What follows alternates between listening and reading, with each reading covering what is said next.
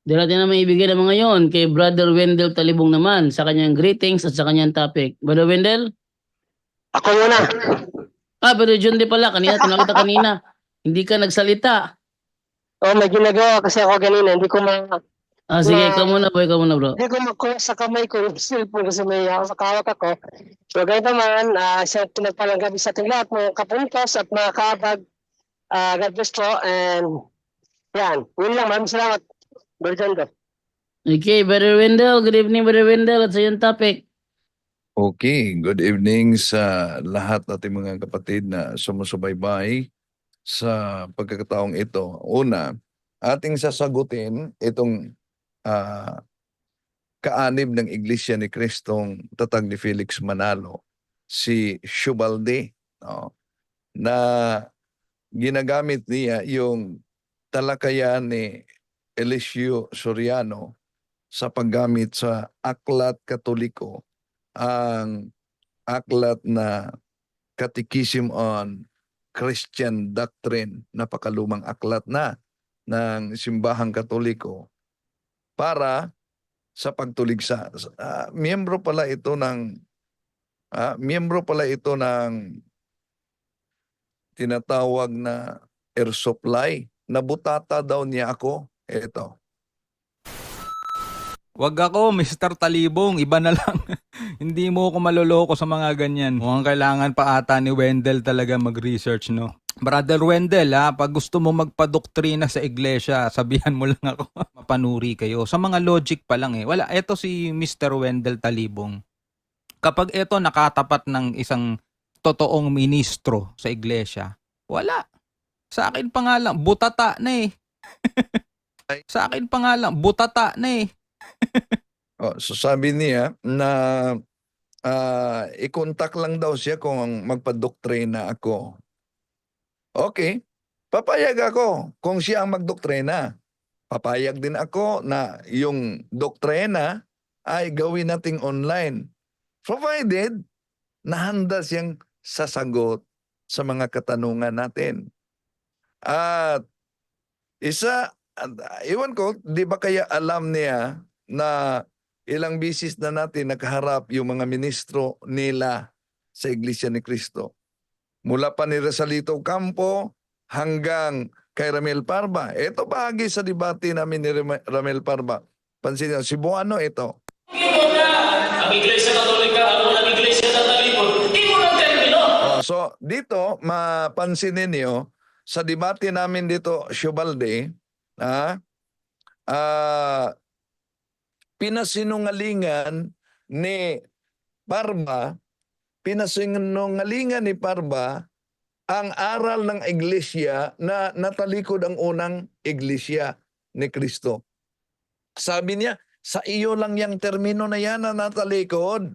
Sa akin lang daw. Ang nasa Biblia, pagtalikod sa pagtungo. So, ang nasa Bible, yung pagtalikod sa pananampalataya. Pagtalikod sa pagkakristyano. Pagtalikod sa pagiging Kristiyano. Pagtimaihan, gagiling sa pagbinyo.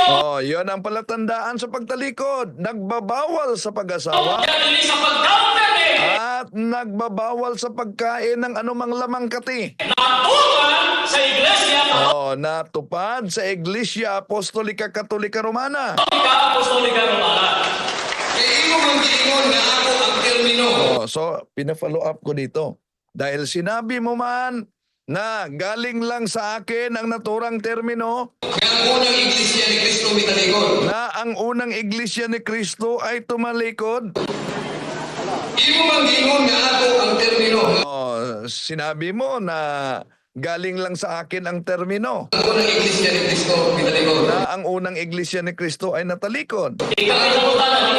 Sabi niya, dahil ako daw umano ang nagtanong. Kung mabasa ko sa inyong pasugo magasin, Yan. Pag mabasa ko sa Pasugo Magazine ninyo, na inyong ipamatuntaan nga ang unang iglesia ni Kristo mitalikod. na pinatunayan ninyo na ang unang iglesia ni Kristo ay natalikod, sang-ayon ka ba? Masiyo ka. Na nagkamali ka?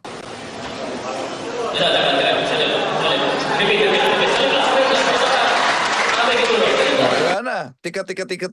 Repeat. naalala ko dito yung debate ni isang ministro, Ministro Liwanag, doon sa Bonifacio.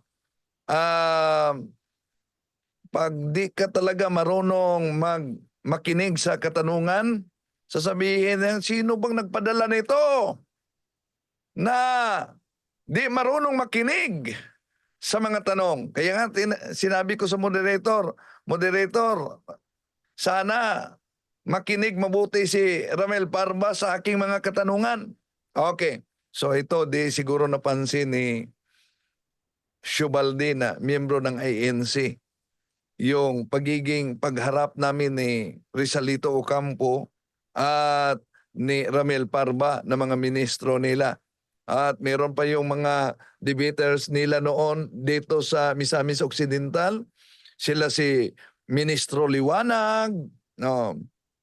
At itong nag-assist sa kanya, si Ministro Bibar ito. Debater din ito, yung nag-assist niya, Ministro Bibar. Okay.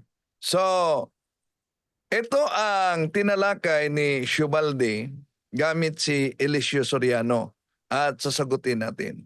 Ito po, isang aklat Katoliko, Catechism of Christian Doctrine. Nilathala po ng De La Salle College. Alam natin ang De La Salle College sa isang paaralang Katoliko, no? Catechism of Christian Doctrine. Ang sabi ng mga paring Katoliko, ang sabi ng simbahang Katoliko, mga kapatid, ay hindi sumasamba. Iyon ang ginagamit sa mga ministro ni Felix Manalo. Ganon din ang ginagamit ni Eliseo Soriano. At dito, tinatalakay ni Shubaldi yung nag-react siya sa pahayag ni Eliseo Soriano kung saan ginamit ni Eliseo Soriano ang aklat Katoliko na itong napakalumang aklat, ang Catechism on Christian Doctrine number 3, no? At ito din ang ginagamit ng mga ministro ni Felix Manalo. Pansin natin, balik natin yung ministro niya. Ito po, isang aklat Katoliko, Catechism of Christian Doctrine. Nilathala po ng De La Salle College. Alam natin ang De La Salle College sa isang paaralang Katoliko, no? Catechism of Christian Doctrine, babasahin ko po ayon na sa pagkakaliwat sa ating wika sa pahina 95 po. Ito po ay tanong-sagot. Number 13, ang pagsamba ba sa mga santo ay ukol lamang sa kanilang katauhan? Sagot, hindi. Sumasaklaw din ito sa kanilang mga relikya at mga larawan. 14, anong tinatawag nating mga relikya? Tinatawag nating mga relikya, una, ang mga labi ng katawan ng isang santo na pinapaging banal o inihanda sa pagiging banal ng iglesia. Iglesia Katolika yon. Ikalawa, ang mga bagay na naging pag-aari ng mga santo o yaong napadaiti sa kanilang mga katawan, tulad ng kanilang kasuotan, mga ataol at iba pa. 15, dapat ba nating sambahin ang mga banal na larawan? Sagot, dapat tayong magkaroon, lalo na sa ating mga simbahan, ang mga larawan ng ating Panginoon, tulad din ng sa pinagpalang birhen at mga santo, at dapat nating silang bigyan ng kaukulang paggalang at pagsamba. Yon ang ginagamit ng mga ministro ni Felix Manalo. At ito din ang ginagamit, kinopya ni Eliseo Soriano kung saan si Shubaldi ay nag-react nito. Batay din sa pagtalakay nila ni Father Avi Arganiosa at Attorney Maruel Yasos. Ba sa mga ribulto at imahe ng mga Katoliko. Alright? Yan ang mga kapatid, malinaw na kanilang sinasabi. O ng mga kaibigan natin ditong Catholic. So kung malinaw ang sinasabi, bakit naguguluhan ka sa talakayang ito kung bakit kailangang merong rebulto? Sinasabi ng simbahang Katoliko na hindi sila sumasamba sa mga ribulto at mga imahen. Tapos ang sumunod na title dito, di naniniwala si Brother Eli Soriano. So tingnan natin yung talakayan nila. Natural na lamang, maniniwala ba yung nagtatag ng sariling siktang members of the Church of God International? At alam niyo naman na napaka daming sikta pangalan na inirehistro ni Eliseo Soriano, no? Ilang mga pangalan yan ng iglesia na nakarehistro. Ano yung pangalan? Merong Iglesia Verdadera de Cristo Jesus. Isa yan. 1922, pinarehistro niya yan. Pinagpipilian lang anong pangalan na gagamitin. Meron pang Iglesia ng Diyos kay Cristo Jesus. At noon pang 1936, may ipinarehistrong Iglesia ng Diyos kay Cristo Jesus, haligi at suhay ng katotohanan. At noong taong 1977, may ipinarehistro si Eliseo Soriano noon na Iglesia ng Diyos kay Cristo Jesus, haligi at saliga ng katotohanan. Ang presiding minister nito ay si Fermin Calma. So, pagdating naman sa naturang taon pa rin, 1977, may pinarehistro naman si Soriano na Church of God the Father in Jesus Christ, the Father in Christ Jesus, pillar and ground of the truth. 1977 yan, dalawa ang ipinarehistro. At pagdating naman sa taong 1980, nagparehistro naman si Eliseo Soriano ng ang mga kaanib sa Iglesia ng Diyos kay Cristo Jesus, haligi at saliga ng katotohanan sa bansang Pilipinas Incorporated. At pagdating sa taong 1993, nagparehistro na naman siya ng pangalang Bayan ng Katotohanan Incorporated. At pagdating sa taong 1995, nagparehistro na naman si Eliseo Soriano ng iglesia na ang pangalan iglesia ni YHWH at ni YHWHS HMSYH Incorporated. At pagdating sa taong 2004, yun na, members of the Church of God International Incorporated. No. Yun ang nakarehistro sa iglesyang tatag ni Eliseo Soriano, mga kapatid. No. So ngayon, ituloy natin itong si Shubalde. Ang dalawa. Ayaw ko kasi magsama rito ng religion ko, mamaya sabihin nyo bias. Ayaw daw niya magsama ng religion. Alam natin na siya Iglesia ni Cristo at itong tinatalakay ni Eliseo Soriano, galing naman ito sa mga panunulugsa ng mga ministro ni Felix Manalo, kung saan kaanib dito si Shubalde. Bigyan na lang natin ng reaction and commentary yung kanilang talakayan. Sige, pakinggan natin yung kanyang reaction at komentary daw sa talakayan. Kapatid, no? Ano nga ba masasabi nila sa isa't isa? No? Bahala sila dyan. Tignan na lang natin to mga tol. Tuloy natin, panoorin na natin itong video na to. Katoliko daw ba ay sumasamba sa mga larawan? So si Attorney Maruel Yasos, kung ang Katoliko ba'y sumasamba sa mga larawan? We Catholics do not worship. Ito, pinagtagpi-tagpi din nila, di na nila pinarinig yung sagot ni Father Avi Arganyosa. Kinuha nila ang pahayag ni Archbishop Socrates Villegas dito. Sculptures. We Catholics do not worship pictures. Yan, no? Sinasabi ni Bishop, ano ba pangalan nito? Nakalimutan ko, no? Archbishop Socrates Villegas. Sa kanyang misa o sa kanyang sermon, we Catholics, sabi niya ganun, we do not worship, ano sabi niya? Sculptures. Sculpture, mga rebulto, ganun. Hindi daw nila wino-worship. We Catholics do not worship pictures.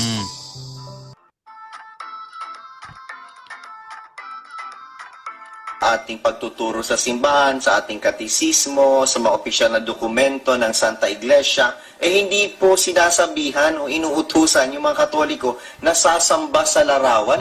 Wala pong ganong aral ang Iglesia Katolika. Katag ng kanilang sekta na 100, daan-daan, no ang tanga. Alam naman natin ang ibang sikta, mga kapatid, lalo na Iglesia ni Cristo at kay Manalo, at itong kay Eliseo Soriano. So kung mabasa nila ang Catechism of Christian Doctrine at ipagtagpi-tagpi nila ito sa aklat na Our Catholic Faith ni Monsignor Moro, na ang mabasa, we do not worship the saints. We only honor them as the special friends and servants of God. We adore God alone.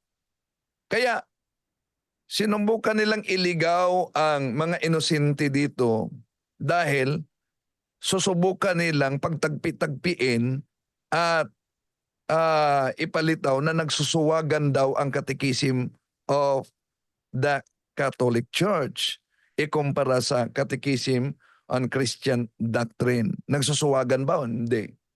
Ang kanilang unawa ang nagsusuwagan. Bakit? Ito ating ipapaliwanag, mga kapatid. Kung hindi po ang ating pong opisyal na doktrina ng Santa Iglesia ay codified at ito'y published ang Catechism of the Catholic Church, at wala po kayong makikita ni isa na nagsasabi dito sa Catechism of the Catholic Church na inuutusan kayo ng mga pare o ng Santa Iglesia na sambahin ang mga larawan. We Catholics are tirelessly accused of worshiping idols. When we go to Manawag, or when we make a procession of the Black Nazarene, the favorite attack against Catholics is we are worshiping idols, and it is a sin.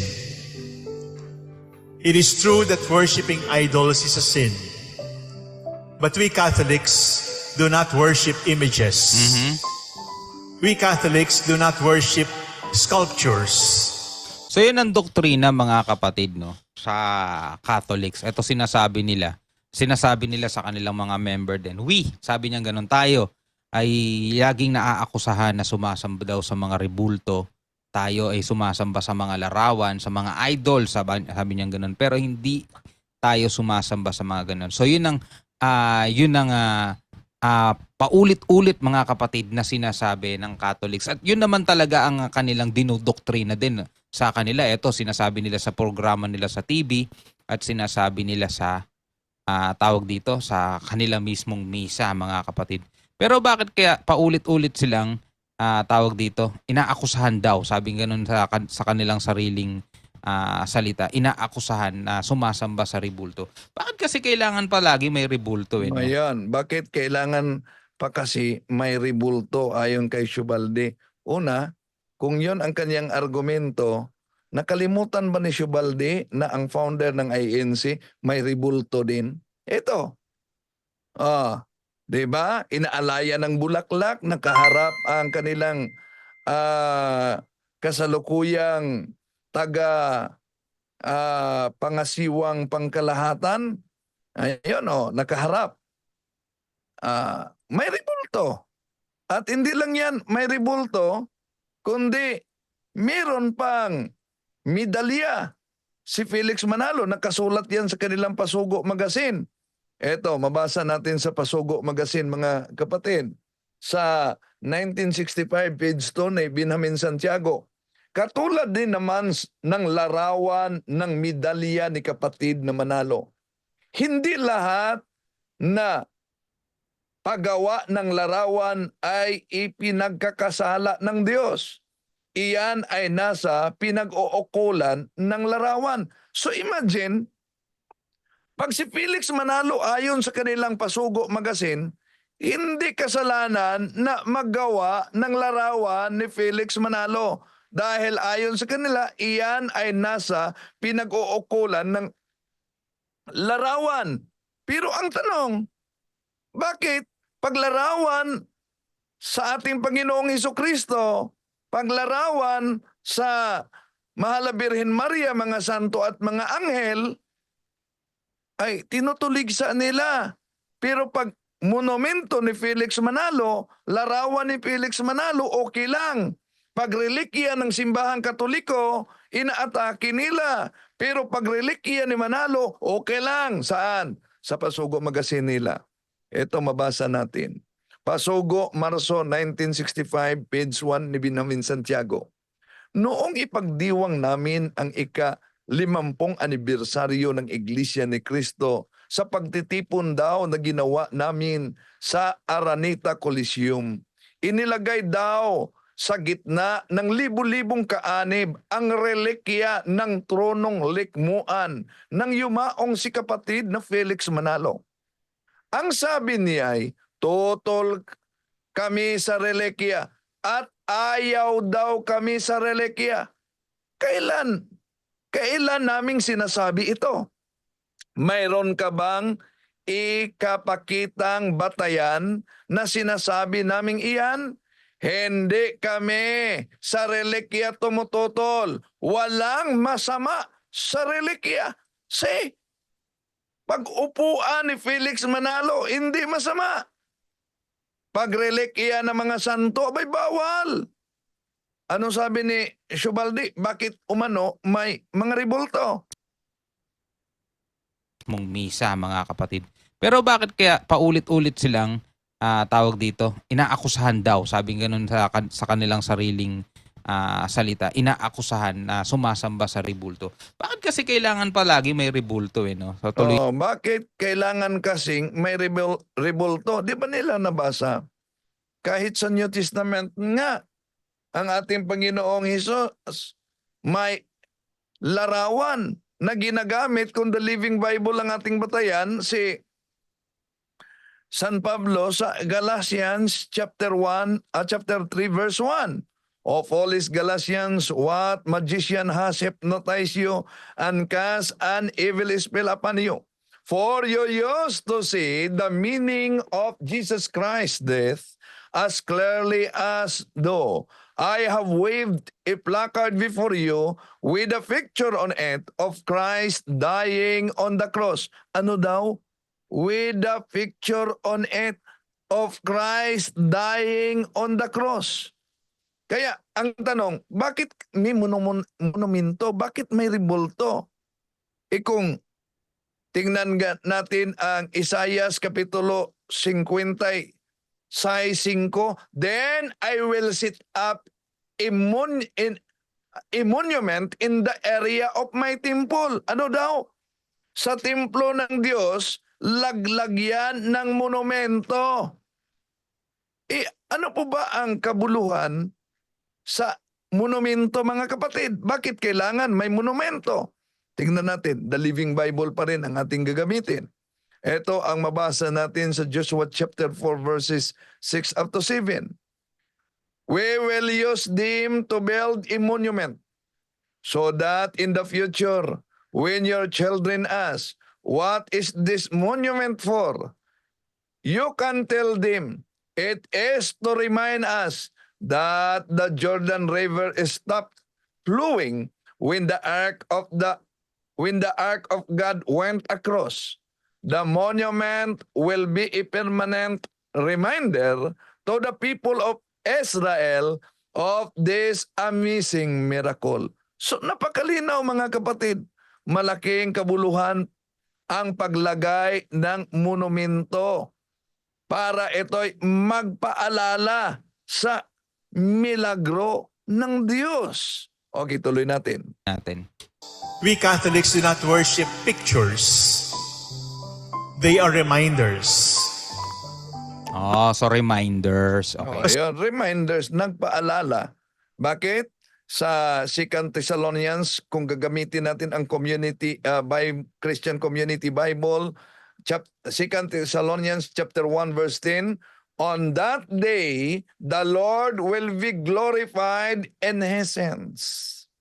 Napakalinaw, mga kapatid, na sa araw na ito, ang Diyos ay mag-glorify sa pamamagitan ng kanyang mga santo. At kahit na sa mga Bible scholars, hindi lahat ng mga imahe ay Diyos-Diyosan. Sa Harper's Bible Dictionary, page 567, all idols are images, but not all religious images are idols. So ano ba ang pananampalataya talaga ng simbahang Katoliko kaugnay sa mga imahe ng mga santo? Ito ba'y sinasamba natin na tulad sa pagiging Diyos? Hindi.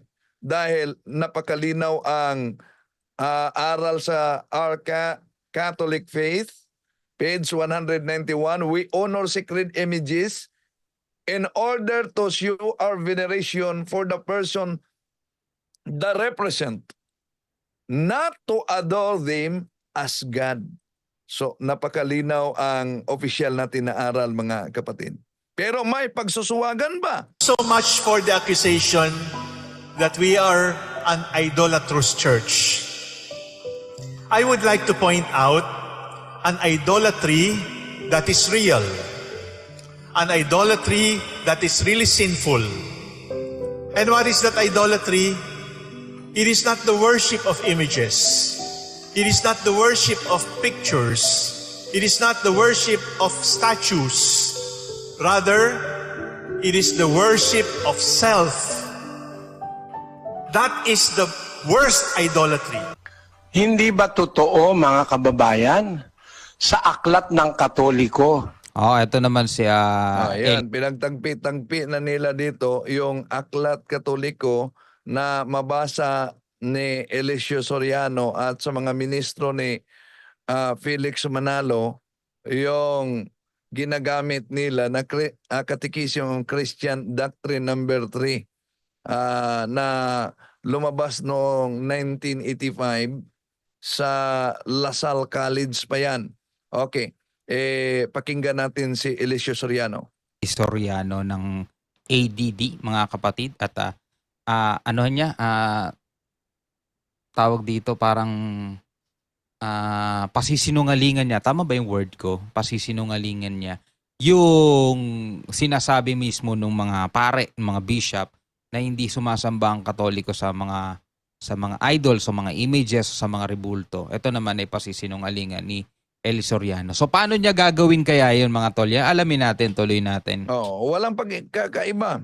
Sa ginawa ng mga ministro ni Felix Manalo, yun din ang kinopya ni Eliseo Soriano. Dapat sambahin ang mga santo? Alam niyo ba yun? Ang aklat ng Katoliko na nagtuturo sa Katoliko na may nihil obstat, may imprimatur ng mga otoridad Katoliko nagsasabi, is the worship of saints confined only to their eto, sa Catechism of Christian Doctrine. Matindi rin ito. Christian Doctrine daw ito. Mga Katoliko, huwag kayong magagalit. Nasa libro nyo ito Hindi naman galit ang tayo. Kundi sagutin talaga natin, di lang si Eliseo Soriano, pati na yung mga ministro na namumulot ng mga aklat Katoliko, di naman nila alam talaga kung ano ang ibig sabihin sa naturang aklat. Eto, basahin natin, kapatid na Daniel. Ito po ang Catechism of Christian Doctrine, number 3, in conformity with the decrees of the Plenary Council and the Code of 1918, Nihil obstat AG Casa Censor Librorum Imprimatur Rufino J. Santos DDR, Bishop of Manila, De La Salle College, Brothers of the Christian Schools, Manila, Philippines, 1955, page 86. What is a saint? A saint in the strict sense of the word is one who is in heaven and has been presented by the church for the public worship of the faithful. Page 87. Is the worship of the saints confined to their persons? No. it extends also to their relics and images. What do May pa si Shubaldoy nang nabasa yung relic, no? At di niya siguro alam na kahit ang INC, balikan natin ha, ang kanilang Pasugo Magazine, may relic. Ang INC, Mr. Shubalde, na inaniban mo, may relic, oh. Ito, Pasugo Magazine, Marso 1965, page 1, Binamin Santiago. Noong ipagdiwang namin ang ika-50 anibersaryo ng Iglesia ni Cristo, sa pagtitipon daw na ginawa namin sa Araneta Coliseum, inilagay daw namin sa gitna ng libu-libong kaanib ang relikya ng tronong likmuan ng yumaong si kapatid na Felix Manalo. Ang sabi niya ay, tutol kami sa relikya at ayaw daw kami sa relikya. Kailan naming sinabi ito? Meron ka bang ipakitang katibayan na sinabi naming iyan? Hindi kami sa relikya tumututol. Walang masasama sa relikya. O tandaan mo yan, Shubalde, ha? Nasa Pasugo Magazine ninyo yan. Tuloy natin. we call relics? We call relics, number 1, the remains of the body of a saint who has been canonized or beatified by the church. Number 2, the objects which have belonged to the saints or which have touched their bodies, such as their linen, coffins, etc. Ayan. Aral po Katoliko yan, no? So yung mga relics na tinatawag dito ng Katoliko ay yung mga remains daw, halimbawa yung mga labi, mga kapatid, of a saint who has been canonized or beatified by the church. O, kamo nga, na INC na hindi na-canonize yung founder niyo, may relikya pa kayo, di ba? At ito din na aklat, ulitin natin, ang ginagamit ng ministro ni Felix Manalo laban sa simbahang Katoliko. Ito po, isang aklat Katoliko, Catechism of Christian Doctrine. Nilathala po ng De La Salle College. Alam natin, ang De La Salle College sa isang paaralang Katoliko, no? Catechism of Christian Doctrine, babasahin ko po, ayon na sa pagkakaliwat sa ating wika, sa pahina 95 po. Ito po ay tanong-sagot. Number 13, ang pagsamba ba sa mga santo ay ukol lamang sa kanilang katauhan? Sagot, hindi. Sumasaklaw din ito sa kanilang mga relikya at mga larawan. 14, anong tinatawag nating mga relikya? Tinatawag nating mga relikya, una, ang mga labi ng katawan ng isang santo na pinapaging banal o inihanda sa pagiging banal ng iglesia. Iglesia Katolika yon. Ikalawa, ang mga bagay na naging pag-aari ng mga santo o yaong napadaiti sa kanilang mga katawan, tulad ng kanilang kasuotan, mga ataol at iba pa. 15, dapat ba nating sambahin ang mga banal na larawan? Sagot, dapat tayong magkaroon, lalo na sa ating mga simbahan, ang mga larawan ng ating Panginoon, tulad din ng sa pinagpalang birhen at mga santo, at dapat nating silang bigyan ng kaukulang paggalang at pagsamba. Yan ang ginagamit nila, mga mahal na kapatid. Kaya kung walang background talaga ang mga Katoliko, no, ginagamit nila, mapansin ninyo, yung paragraph 13 at yung paragraph 15. Ang tanong, bakit kaya iniwasan nila ang 12 at 14?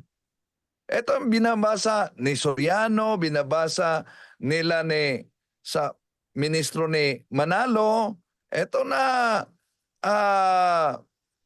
Catechism of Christian Doctrine number 3, page 87, no? Is the worship of the saints confined to their persons? The worship of the saints is not confined to their persons, but it extends also to their relics and images. Or we worship holy images we should have, particularly in our churches, images of our Lord, as also have the Blessed Virgin and the saints. And we should pay them due honor and veneration. So, napansin niyo ba? Ang English, honor and veneration. Nang binasa sa ministro ni Felix Manalo, ang veneration, ginawang pagsamba talaga na term, no? Dahil para mailigaw. Una, hindi naman lahat na salitang worship ay adoration na. May worship na ang kahulugan ay veneration na ang ibig sabihin ay honor. Yon ang di naunawaan ng mga ministro sa paggamit nila sa mga aklat Katoliko na pinagtagpi-tagpi nila at sasabihin nila, oh ayan, aklat yan ng simbahang Katoliko, hindi yan. Aklat ng mga anti-Katoliko na sumasulungat sa inyo. Napakalinaw po na sinabi sa aklat Katoliko na sumasamba ang mga Katoliko hindi lamang sa katauhan ng mga santo kundi maging sa kanilang larawan o sa kanilang relikya. At yun daw ay ipinagbabawal ng Biblia dahil yun daw ay tinatawag na idolatry. Pero di ba nila alam na yung term na worship from the Old English, mga kapatid, nangangahulugan yung honor din. Hindi ibig sabihin na basta worship ay adoration na. May worship kahit sa Biblia na ang kahulugan ay honor, no? Or veneration or respect. Kung tingnan natin kahit sa Biblia, may ginagamit na worship. Sambahin ang Panginoon at ang Hari. So ibig ba sabihin dahil nasa King James Version yan, sambahin ang Panginoon at ang Hari ay gawin ng Diyos. Saan yan? Nasa 1 Chronicles chapter 29 verse 20. Ito mabasa natin.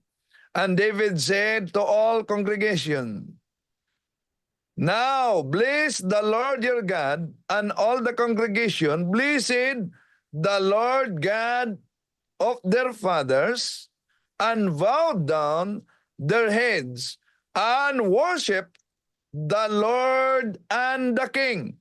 So, di ba malinaw? Sa King James Version, worship the Lord and the King.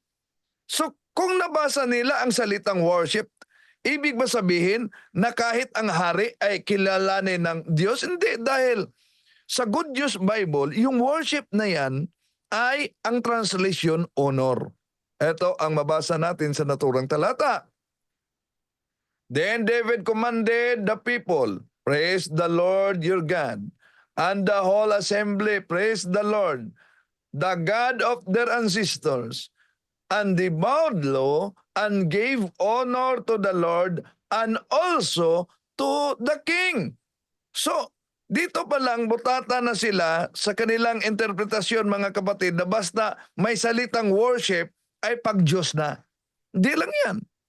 King James Version, tingnan natin ang Daniel chapter 2 verse 46, King James Version. Ito ay mabasa. Then the king Nebuchadnezzar fell upon his face and worshipped Daniel and commanded that they should offer an oblation, sweet odors unto him. So ano ang mabasa sa King James Version? Ang hari na si Nebuchadnezzar ay sumamba kay Daniel.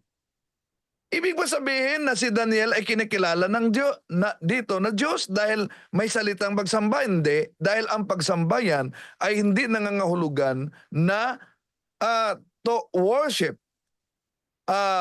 kundi adoration, kundi nangangahulugan yan to honor. Kaya nga, kung tignan natin sa New International Version Bible, ito ang mabasa.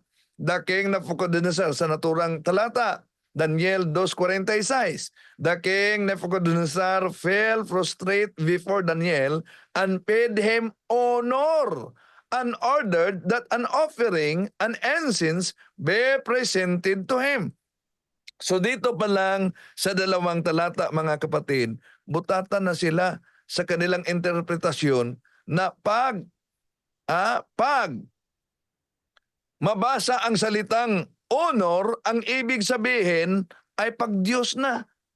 So dahil po ba nabasa ni Eliseo Soriano at mga ministro ni Felix Manalo ang salitang honor, ibig sabihin maraming Diyos ang simbahang Katoliko? Hindi. Dahil ang opisyal nating aral sa Catechism of the Catholic Church, numero 152, ito.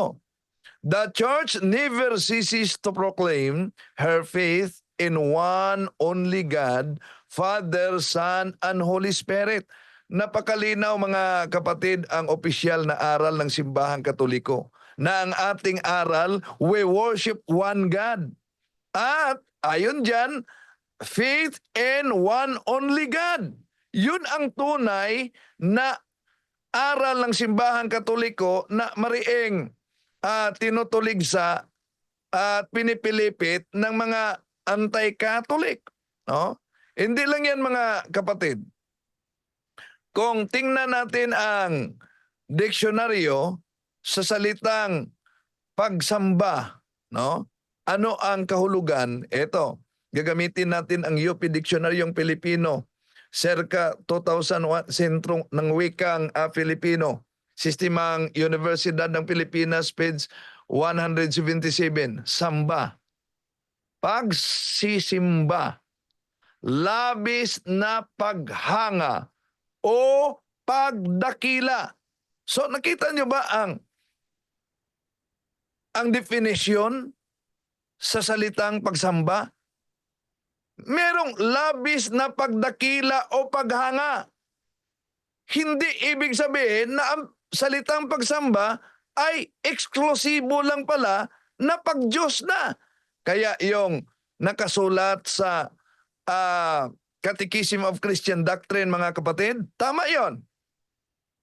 Pero nang nakarating na sa mga kamay ng mga anti-Catholic, abay, pinipilipit na. Bakit? Napansin nyo ba? Ang sinipi ni Eliseo Soriano at mga ministro ni Felix Manalo, yung number 10 at question number 13, kung saan binanggit ang salitang worship. Pero ang tanong, kahit ang number 15, ang tanong, nasaan na ba yung question number 11? Nasaan na ba yung question number 12? Bakit hindi nila binanggit? Hindi nila binanggit ang question number 11, question number 12 para maloko nila ang mga inosente. Bakit? Ano po ba ang sabi sa question number 12, mga kapatid? Ito ang mabasa natin kasi sa question number 12. Ito, page 86. What are our duty towards the saints? We ought to praise the saints and recalling their virtues and their glory. We ask them to intercede for us, to imitate them. Yun ang iniwasan nila. Bakit iniwasan nila yan, mga kapatid? Dahil ang mabasa diyan, hindi kasi sinabing ito ring silang mga Diyos. Kilalaning mga Diyos ang mga santo. Walang mabasa. Ang sabi sa question number 12, na inalis ng mga INC ministro at ni Eliseo Soriano ay alalahanin ang mga mabuting katangian nila. At yung kanilang kaluwalhatian. At hingin ang kanilang panalangin. At tularan siya. Yun ang nakasulat. Nandyan ba na kilalanin silang mga Diyos? Wala. Ngayon, napakalinaw, mga kapatid. Inalis ng mga kaanib ng mga ministro ni Felix Manalo ang question number 12 at kahit na ni Eliseo Soriano, mga kapatid, para mapailitaw nila na yung kahulugan ng worship sa question number 10 at question number 13 ay pag-Diyos na. Kaya mag-iingat talaga, no? Pero kung isama talaga nila ang question number 12, hindi nila mabaluktot, mga kapatid, ang tamang kahulugan sa ginagamit na termino na worship sa Catechism of Christian Doctrine. Napakalinaw kasing lalabas na hindi pag-Diyos ang kahulugan sa salitang worship na ginagamit diyan, kundi paggalang, honor. So kitang-kita po, mga kapatid, ang pagbaluktot nila ni Eliseo Soriano, kahit wala na si Eliseo Soriano, ngunit ang kaniyang mga tuligsa na pangungupya sa ministro ng Iglesia ni Cristo na gumagamit sa Catechism of Christian Doctrine number 3 ay patuloy pa na nagmumulto ngayon na ginagamit din ni Shubaldi. Ang tanong ngayon, mga kapatid, pati ba yung paggalang bawal gawin sa mga santo? Anong sagot niyo? Ngayon, balikan natin ang nakasulat na iniwasan nila. Napakalinaw. Alalahanin. Malinaw naman yan sa Hebreo Kapitulo 13, versikulo 7, di ba? Ang pag-alala, hindi lang yan. Kung tingnan natin ang unang Tesalonica, Kapitulo 1, versikulo 3, nandyan na dapat alalahanin natin sila. Kaya mag-ingat, mga mahal na kapatid, dahil ginagamit nila ang mga aklat Katoliko, pinagputol-putol, pinag-chop-chop para sa mga inusinting Katoliko. At tandaan natin ito, na ang pagkadaya ay maranasan sa iba't ibang paraan. Ngunit napakadelikado, mga mahal na kapatid, pag madaya tayo sa pananampalataya dahil nanganganib pati na ang ating kaluluwa. Kaya lalahanin natin ang pahayag ni San Anselmo sa Canterbury, Saint Ansem. Anong sabi niya? Fides quaerens intellectum. Faith seeking understanding. Dito lang tayo. Maraming salamat po sa inyong pakikinig. Brother Jando?